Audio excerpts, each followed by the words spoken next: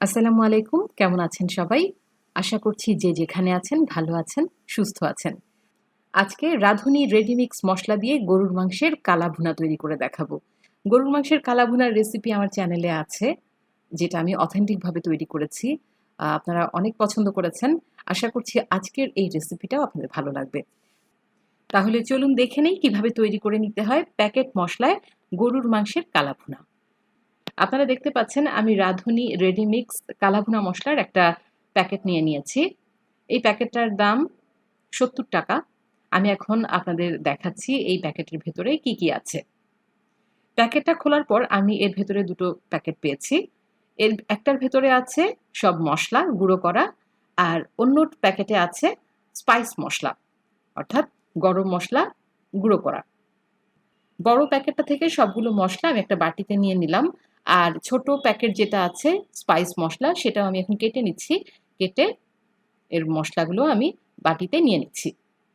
আমরা প্যাকেটের instruction follow করে গরুর মাংসের কালা ভুনা আজকে তৈরি করব। তবে এর টেস্টটা যাতে আরো অনেক বেশি ভালো লাগে, এই কারণে আমরা ২-৩টা ইনগ্রিডিয়েন্ট এক্সট্রা যোগ করব।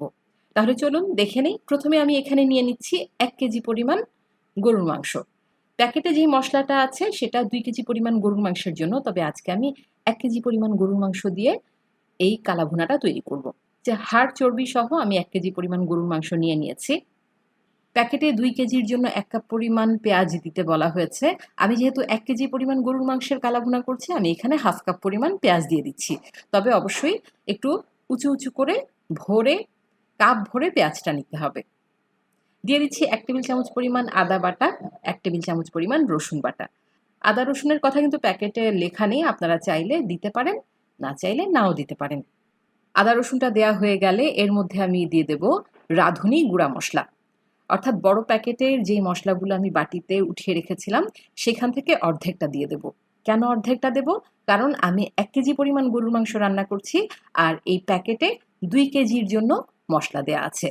যেহেতু আমি ২ কেজি করছি না, ১ কেজি রান্না করছি, সেজন্য মশলাটাও অর্ধেক দিয়ে দিলাম।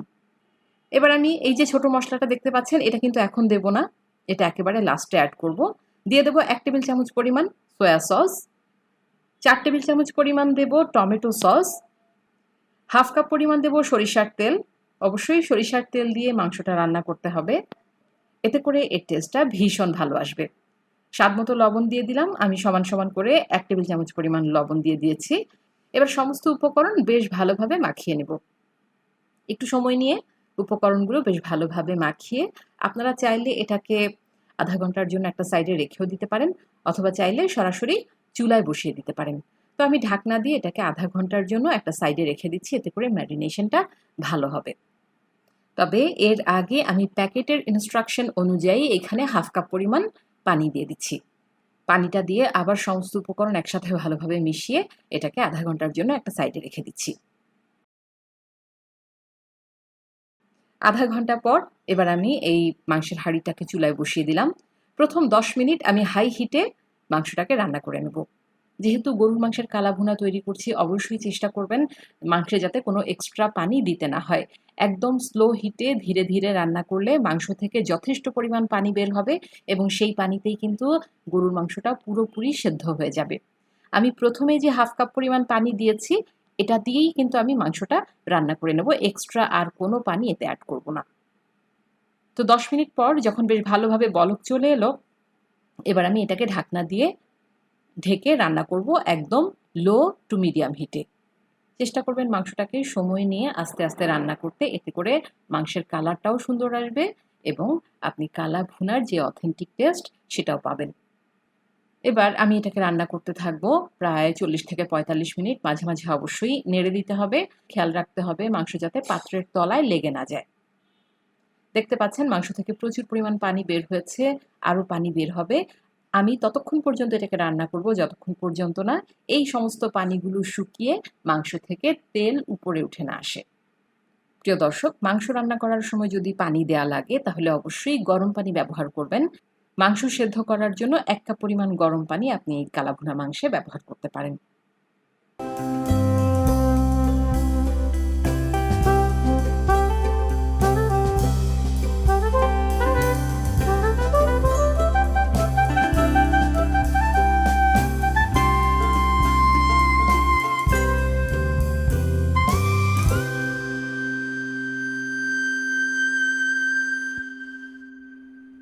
প্রায় আরও 1 ঘন্টা পর আমি ফিরে এলাম।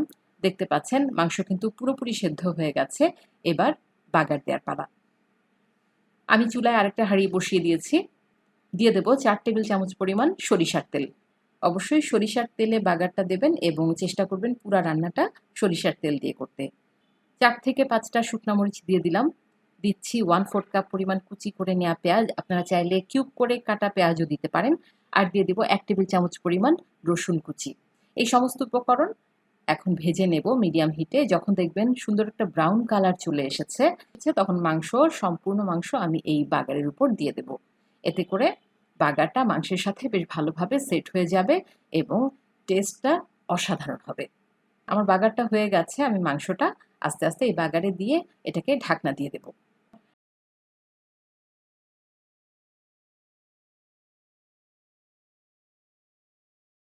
এবার ওই যে ছোট প্যাকেটের মধ্যে কিছু স্পাইস মশলা গুঁড়া করা ছিল, সেটা 1 চা চামচ আমি এর মধ্যে দিয়ে দিচ্ছি। যেহেতু আমি 1 কেজি পরিমাণ গরুর মাংস রান্না করছি, পুরোটা মশলা আমি এখানে দেব না, অর্ধেকটা দেব।